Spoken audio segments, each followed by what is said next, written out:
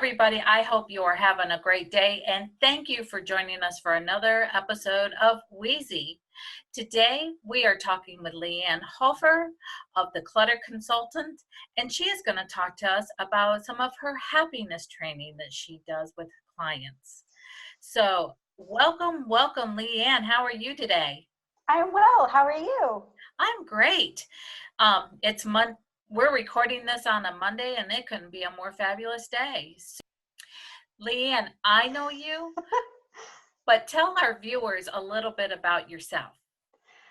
So I am the owner of the Clutter Consultant, which is a residential organizing company. And through that, I discovered that people were really looking to be happy and that happiness was being buried in clutter.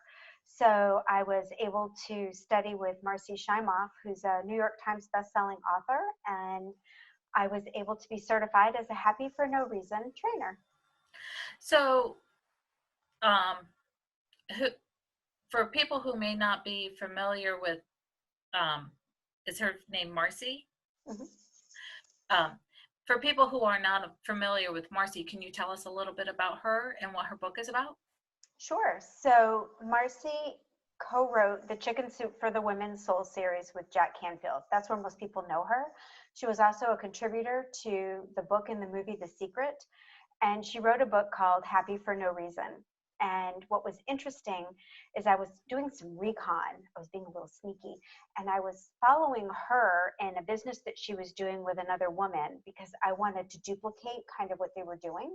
Mm-hmm. And it ended up fully transforming my life, which is what happens when you do things sometimes on the fly. There's a bigger picture and a bigger plan. Yes. And she put out there that she was going to be certifying trainers and that she was only accepting a very small number of people. And they had, thousands of applicants. I was one of the first 50 that was accepted into the program, and I was accepted in 5 minutes during my interview. Oh, wow. Well, let's touch you. You're awesome. I'm on fire. Leanne, you said you have done all these steps. Where did you start on these steps that you are finding listed in the book? You know, that was a great question. So it was interesting. I had read the book. I had attended all the classes.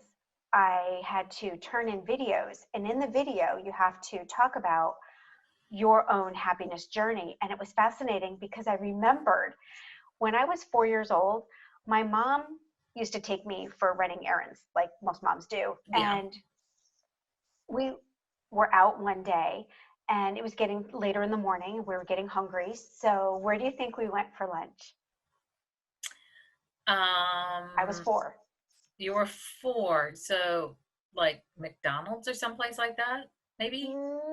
Close. It was the local diner. Local diner. Yeah. Yes. So the local diner. And the reason I like to go there is it was run by a family and they were so kind and they would walk us in. And I always got to be a big girl. I got to sit in my own seat because their booths sat 2 people. So I had to sit across from my mom. And just like my mom, she would take the menu and she'd look at every page and every picture. I would do exactly the same thing. And then just when she was done, she'd put the menu off to the side of the table. I would do exactly the same thing. Well, the waitress came over this one day and she had a little spring in her step and she was smiling and she was effervescent and she took my order. She asked about my doll. And then she turned to my mom with this big grin on her face and she went to take my mom's order. My mom didn't even look at her. She was short. She was kind of rude. And she pretty much threw the menus at the woman. And I watched the woman walk away with her shoulders slumped. The spring in her step was gone. And it was in that exact moment that I said, I don't want to be like that. I want to be happy. And so that's where I made that decision. And what's interesting is that's the foundation to being happy, is to make the decision, to take ownership over it, to make that declaration that I am going to be happy. So, I so believe that the power of words, yes. Then they enter into the mind and then it can all become a concept, because I mean, this video thing that I do, I never thought I could do this because at like 4 and 5 years old, I was watching TV and I was totally enthralled and thought it was like the most glamorous thing in the world. Mm-hmm. And then when I stepped into it, I didn't like you were saying, you're going through these videos and then you realize, hey, I decided this at 4 years old. Just in the last couple of years, as I'm going through my journey of, really drilling down and talking about my passion, I'd had this in me the whole time, but it just had to, come come forward. And I married the two of them, together. So And that's beautiful, right? I mean, I think that's part of it. We know what our calling is in life. It's just it has to kind of be planted and be watered. And I think that we don't water it. It's just like our happiness. We don't water it. yeah, yeah. I read you know, being in art and creativity and stuff. And they talk about, when we're children, we draw pictures and we don't really care what they look like. Mm-hmm. It's not until but by the time we're like in the fourth grade, it's like we want more structure to our paintings. We want it to be more realistic instead of just kind of letting it flow and evolve.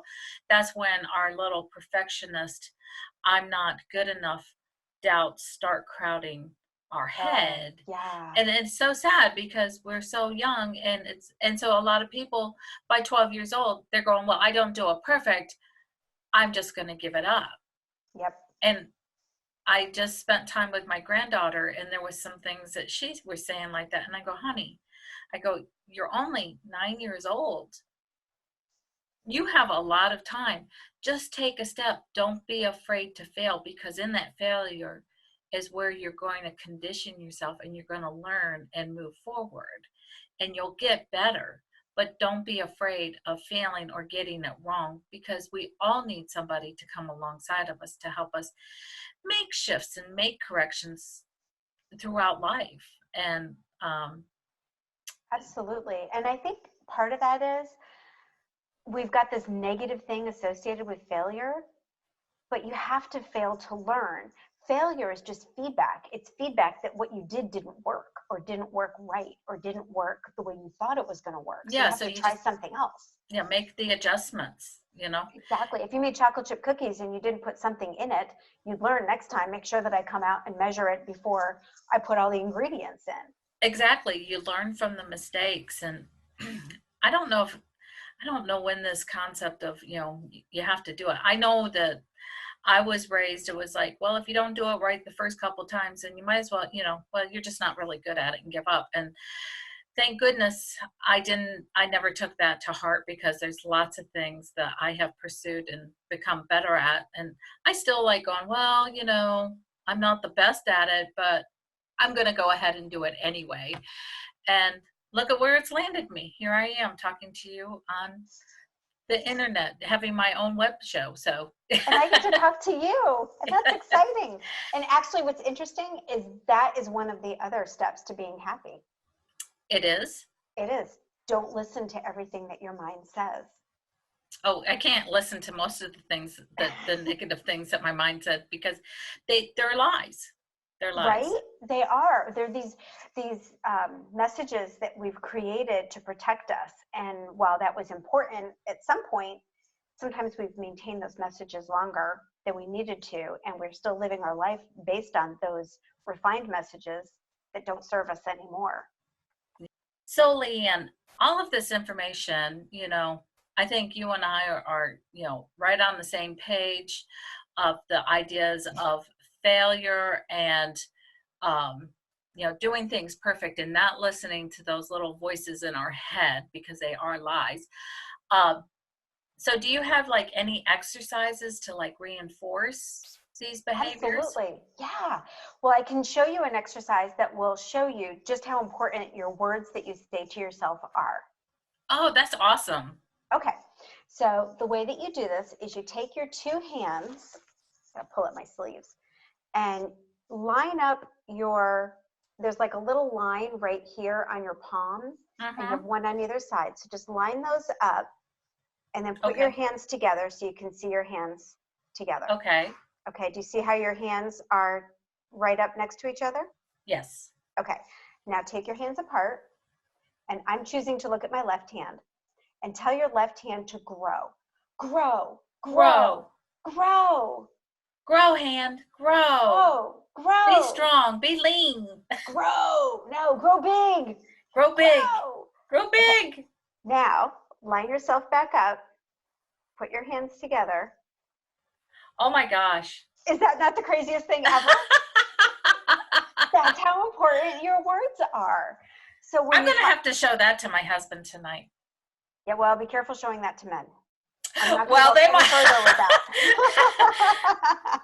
Yeah, men and boys, yeah, but yeah, you know. But you know that negative that everybody needs to, you know, change that conversation in their head and give themselves that affirmations. Exactly. Just recognize when I have that thought come in, say, oh, I'm going to change that around. Yeah. So do you have like a little suggestion of how to, when those thoughts do enter, just give me an example of something like that and changing the thought process in your head. So have you ever heard of Byram Katie? I have not. What, is she an author or? Yes. So she came up with an exercise called the work. And the work is asking yourself a series of questions. So the first question, I want to make sure I have a cheat sheet here. I want to make sure I ask it properly. Oh, yes. So when you have a thought, the first question is it true? Usually not. And then the next question is, can I be absolutely sure it's not true? Okay. So the next question is, how do you react when you believe that thought? And then the last one is, who would you be without that thought? So we'll go ahead and get this wrapped up. So that is just really insightful, and I really like those questions. I need that list. So could you can you share that in a PDF or something if people Absolutely. wanted that list? I would love to. Oh, that would be great. So Leanne, our time is coming to a close, and I just want to thank you. But before we go, I want to give you the opportunity of, you know, do you run workshops? Do you do one-on-ones? If people wanted to hire you for organizing, you know, Absolutely. all this wonderful stuff that you shared, how do you, let me go back and redo that. Okay. So Leanne, our time is coming to a close, but before we get off of here, I would like you to be able to share how people can connect with you. Oh, thanks. So the best way to connect with me is either at theclutterconsultant.com, or they can find me on Facebook at The Clutter Consultant. We run workshops on happiness, and we help people to find their happiness that's sometimes buried underneath some clutter. Oh, great. Yeah, it's always great to kind of unearth things, and there's always that sense of accomplishment afterwards. My favorite words are, I've been looking for that. It feels like Christmas every day when we work. Okay, with one more question before we shut up, because that was a great statement you just said. What's the best thing that somebody found when you've been organizing with them? Probably the best thing was a woman who really had a tough time managing her mail.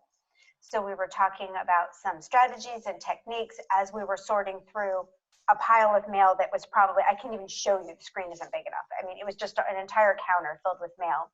And I was opening the mail and pulling out the guts and handing it to her. And then finally, I got to this one envelope and I opened it and it said the US Treasury. And I thought, oh, that may be personal. So I handed it to her. She jumped up and down for, no joke, 10 minutes screaming. She was so excited. I was so excited for her.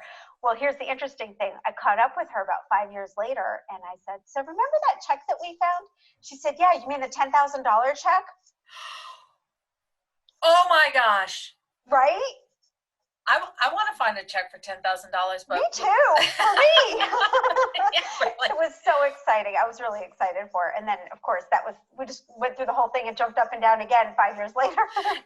you know, that made her day. That made her happy to get all that clutter out to find that money. Absolutely. That's awesome. Well, Leanne, as always, it's always a pleasure to talk to you. And I hope to be able to have you on more. And I Thanks. just, you gave valuable information. And if somebody wants to know more, we will have Leanne's information on the screen. So, Fabulous. with all of that, we're just going to say goodbye and have a great day, everybody. Thanks, Weezy. All right. Bye. Bye.